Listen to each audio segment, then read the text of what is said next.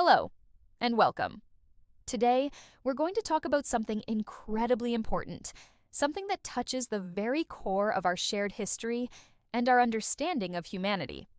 We're talking about the Holocaust. The Holocaust, or the Shoah, was the systematic, state-sponsored persecution and murder of 6 million Jews by the Nazi regime and its collaborators. This isn't just a fact from a history book, it's a deeply documented, researched, and verified historical event. We have countless survivor testimonies, Nazi documents, photographs, and the physical evidence of the camps themselves. Yet, despite this mountain of proof, a shadow lingers: the phenomenon of Holocaust denial. So, what exactly is Holocaust denial? It's not simply a different opinion or a historical debate. It's a form of anti-Semitism that attempts to rewrite history. Deniers make claims that are demonstrably false. They might say that the murder of 6 million Jews never happened, or that the number is a massive exaggeration. They often claim that the gas chambers at camps like Auschwitz-Birkenau were not for mass murder, but for other purposes, like delousing clothing.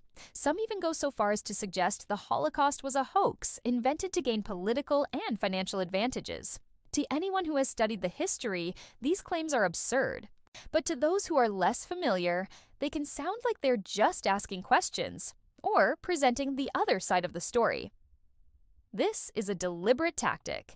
By framing their falsehoods as a legitimate intellectual inquiry, they try to lend credibility to their hateful ideology.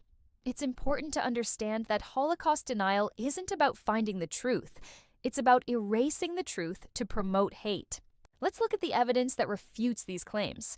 First, the Nazis' own records. The Germans were meticulous record keepers. We have documents detailing the transportation of millions of people to concentration and extermination camps.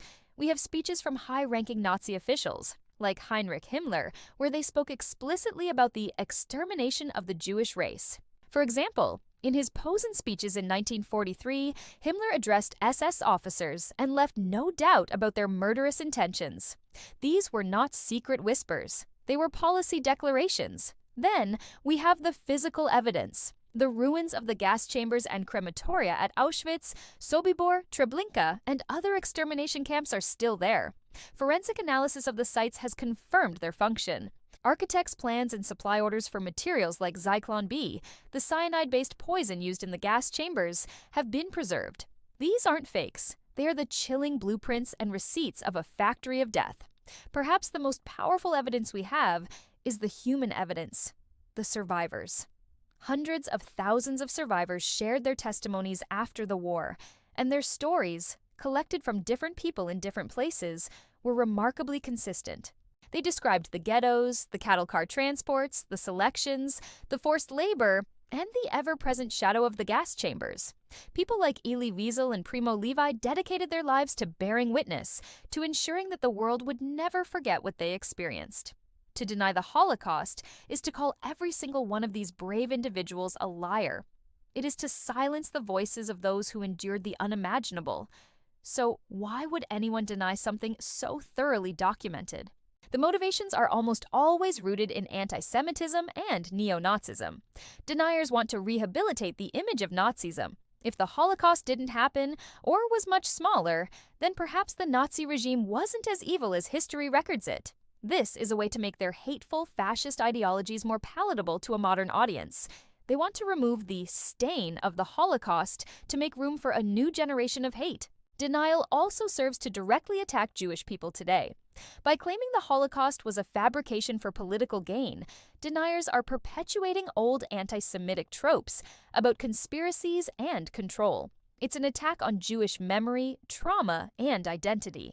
It is an act of profound disrespect and aggression, not just to the memory of the 6 million who were murdered, but to their descendants and the entire Jewish community. In the digital age, this problem has become even more complex.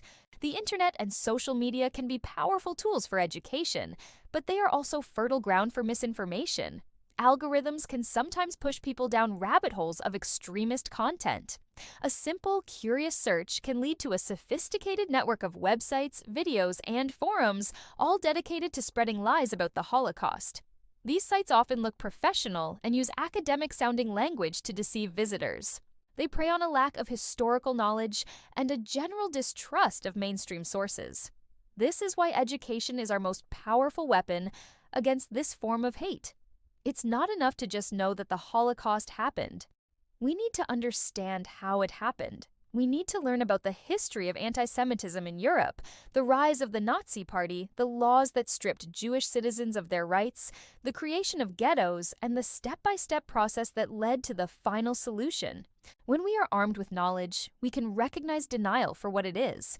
We can challenge falsehoods when we encounter them. This doesn't mean we need to get into lengthy, pointless debates with hardcore deniers. Their minds are often already made up. The goal is to inoculate the people around them, the people who might be listening on the sidelines. By confidently and calmly stating the facts, citing the evidence, and explaining the hateful motives behind denial, we can stop the spread of these lies. We have a responsibility. We who live in freedom, decades after these events, have a responsibility to be the guardians of this history. We must listen to the stories of survivors, visit museums, read books, and support educational initiatives. We must teach the next generation. As the number of living survivors sadly dwindles, the responsibility to carry their testimony forward falls to us. The phrase "never again" is not just a slogan. It is a promise. It's a commitment to remember the past, not to dwell in it, but to learn from it. Remembering the Holocaust is about honoring the victims and the survivors.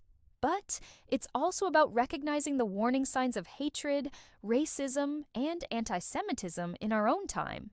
It's about understanding that genocide is not a spontaneous event. It is the culmination of a long process of dehumanization, propaganda, and indifference. By confronting Holocaust denial, we are not just defending historical fact. We are defending the dignity of the victims. We are standing against anti-Semitism and all forms of prejudice. We are reaffirming our commitment to a future where such atrocities can never be repeated. The evidence is overwhelming. The testimonies are heartbreakingly clear. The Holocaust happened. Our job is to make sure the world never, ever forgets it. Thank you so much for watching and for taking the time to engage with this difficult but vital topic. If you found this video meaningful, please consider liking it and subscribing to the channel for more discussions on important historical and social issues. Sharing this video also helps combat misinformation, so please share it with others. Let's keep learning together. Thank you.